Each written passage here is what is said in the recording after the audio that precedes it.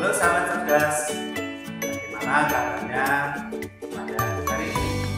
Semoga semuanya dalam keadaan sehat. Kali ini bersama Pak Hari akan belajar untuk materi kelas 6, tema 1, selamatkan makhluk hidup. Dan kali ini kita bersama-sama akan fokus belajar muatan pelajaran IPA dengan materi perkembangbiakan tumbuhan. Mari kita simak penjelasan berikut ini.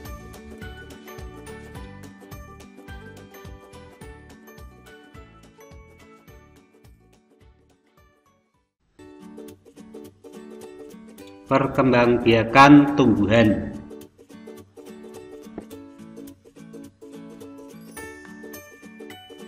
Kompetensi dasar yang diharapkan yaitu anak-anak dapat membandingkan cara perkembangbiakan tumbuhan dan hewan. Perkembangbiakan tumbuhan dikelompokkan menjadi dua cara, yaitu perkembangbiakan secara vegetatif dan yang kedua secara generatif. Cara vegetatif yaitu tanpa kawin, sedangkan perkembangbiakan secara generatif yaitu perkembangbiakan secara kawin. Vegetatif dibedakan menjadi dua cara, yaitu vegetatif alami dan vegetatif buatan. Vegetatif alami melalui 1. Tunas, ada tunas adventif atau tunas daun. 2. Spora. 3. Geragih atau stolon. 4. Rizoma. 5. Membelah diri. Yang ke-6 umbi lapis. Yang ke-7 umbi batang.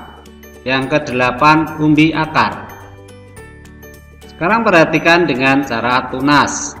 Ada pohon pisang, pohon bambu, ada lidah buaya. Ini yang ada di sekitar kita. Kemudian tunas adventif atau tunas daun. Di sini contohnya ada tanaman kocor bebek, ada tanaman begonia. Ini juga ada di sekitar kita. Kemudian secara spora. Ini ada tumbuhan paku, ada jamur, dan juga ada lumut. Kemudian selanjutnya yaitu dengan geragih. Contohnya di sini ada tanaman stroberi, ada tanaman pegagan. Ini mungkin jarang ditemui ya. Kemudian yang selanjutnya dengan akar tinggal atau rizoma.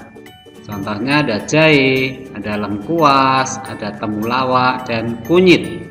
Ini juga ada di sekitar kita. Kemudian selanjutnya adalah membelah diri. Contohnya di sini adalah tanaman yang ada di air ini, yaitu ganggang hijau. Ini di laut yang banyak. Kemudian selanjutnya dengan umbi batang. Nah, di sini contohnya di sekitarmu tentu juga mudah didapatkan ini, yaitu ada ubi jalar, kemudian ada kentang. Nah, ini makanan kesukaan ya untuk kentang, dalam kehidupan kita sering dijumpai. Kemudian dengan umbi lapis. Contohnya di sini ada namanya apa? Bawang putih. Ya, karena berwarna putih. Lalu ada bawang merah karena berwarna merah di sini, juga ditemui di rumahmu mesti. Kemudian ada umbi akar. Nah, umbi akar contohnya tanaman apa ini? Yaitu wortel. Kemudian ini apa? Yaitu lobak. Nah, ini juga sering kita jumpai di pasar ya, banyak dijual ini. Kemudian secara vegetatif buatan. Nah, ini dengan bantuan manusia, yaitu cangkok, ada setek, kemudian ada okulasi dan juga merunduk, lalu sambung atau enten. Ini yang dibantu oleh manusia atas bantuan manusia.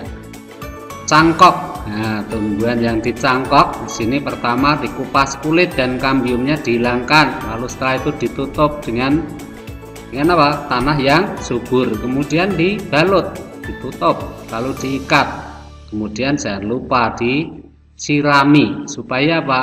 Nanti tumbuh akar. Nah, ketika sudah tumbuh akar, maka tanaman itu sudah siap untuk dipotong. Kemudian yang selanjutnya adalah stek. Nah, ini contoh stek. Stek ini merupakan cara yang paling mudah ya. Ada stek batang, ada stek daun, kemudian juga ada stek akar. Ya, stek akar ini yang stek adalah bagian akar yang dipotong, sehingga ini nanti akan menjadi tumbuhan baru. Nah, untuk stek ini sekali lagi adalah cara yang paling mudah dilakukan. Lalu okulasi. Nah, okulasi di sini adalah tunas yang dipindahkan dari tanaman yang berbeda kualitas. Di sini mata tunasnya ditempelkan pada batang pokok yang sudah disayat kulitnya, dimasukkan lalu diikat. Nah, ini nanti akan muncul tunas baru. Kemudian merunduk. Nah, contohnya apa di sini? Tanaman yang dirunduk ada tanaman kopi. Ya, ini dilengkungkan di tanah lalu ditimbun. Nah, ini diberi pancang di sini supaya apa? Tidak lepas ke atas lagi, ditimbun, ada yang ditindihi, kemudian nanti ditunggu sampai berakar. Kalau sudah muncul akar lalu dipotong. Ini jadi tumbuhan baru. Kemudian selanjutnya adalah sambung atau enten ya, sambung. Nah, ini seperti ini. Batang bawahnya ini disayat juga. Kemudian ini batang atas lalu disambungkan aja. Lalu nanti diikat tidak lepas, lalu nanti akan muncul tunas di bagian atas ini. Ini yang nanti jadi individu baru. Nah, itu sambung. Kemudian kita lanjutkan perkembangbiakan secara generatif. Apa itu perkembangbiakan secara generatif? Yaitu perkembangbiakan tumbuhan secara kawin. Itu perkembangbiakan yang dilakukan oleh tumbuhan itu sendiri melalui proses penyerbukan tanpa bantuan manusia. Ini adalah penyerbukannya. Nah, penyerbukan itu apa? Yaitu jatuhnya atau menempelnya serbuk sari pada permukaan putik bunga itu. Jadi ini penyerbukan. Nah, ini adalah contohnya. Di sini ada pada tanaman yang berbunga tadi. Bagian-bagian bunga ada mahkota bunga, putik, benang sari, kelopak, bakal buah, bakal biji, tangkai bunga. Nah, ini penyerbukannya nanti akan kita bahas macam-macamnya dan juga siapa yang terlibat dalam proses penyerbukan itu. Atas bantuan siapa saja bisa terjadi penyerbukan. Nah, selanjutnya penyerbukan meliputi penyerbukan sendiri atau autogami. Penyerbukan sendiri adalah peristiwa jatuhnya serbuk sari dari suatu bunga pada kepala putik bunga itu sendiri. Terjadi dalam satu bunga. Nah, contohnya nih ya, contohnya nih. Jadi jatuhnya serbuk sari ke kepala putik ini. Kemudian penyerbukan tetangga ya, atau sering disebut heitonogami ya. Apa itu? Peristiwa jatuhnya serbuk sari dari suatu bunga pada kepala putik bunga lain yang masih berada pada satu tumbuhan ya, masih satu tumbuhan. Nah, contohnya di sini ya, ini masih dalam satu dahan. Jadi ini serbuk sari dari sini jatuh ke putik.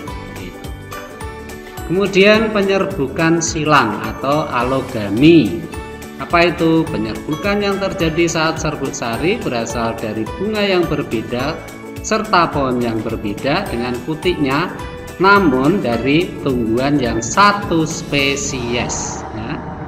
Lihat contohnya, yaitu pada bunga yang mungkin ada di sekitar kita juga terjadi. Nah, ini beda pohon ya, tetapi masih satu spesies, jadi itu.